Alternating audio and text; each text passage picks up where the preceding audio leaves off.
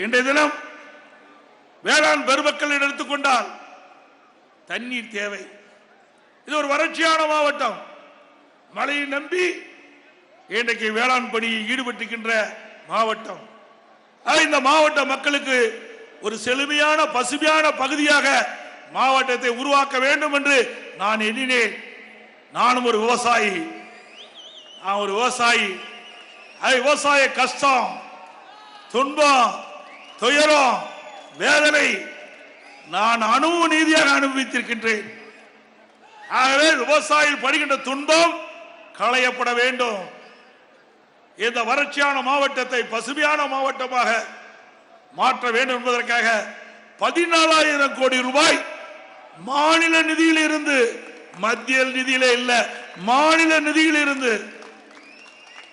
ஒரு திட்டத்திற்கு நிதி ஒதுக்கீடு செஞ்சு காவிரி குண்டாறு திட்டம் அதிமுக ஆட்சியில் கொண்டு வந்தோம்.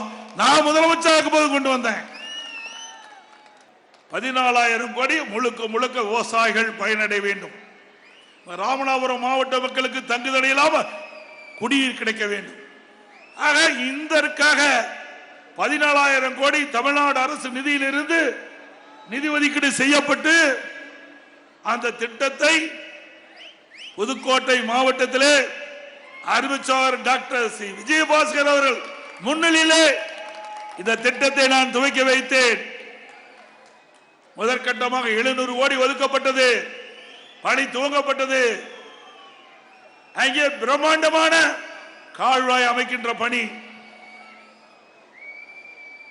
6 அரட்டையும் தண்ணி, 6,000 கனஅடி தண்ணி அந்த கால்வாய் வழியாக நம்முடைய ராமநாதபுரம் மாவட்டம் வரை வருவதற்கு அந்த திட்டத்தை கொண்டு வந்த அரசாங்கம் அதிமுக அரசாங்கம். திரு ஸ்டாலின் அவர்களே,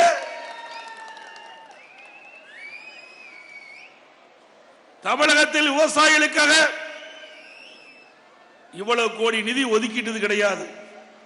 அந்த நிதியை இந்த மாவட்ட மக்களுடைய நலன் கருதி, விவசாயிகளுடைய நலன் கருதி இந்த திட்டத்தை கொண்டு வந்த அரசாங்கம் அதிமுக அரசாங்கம், அதிமுக கட்சி.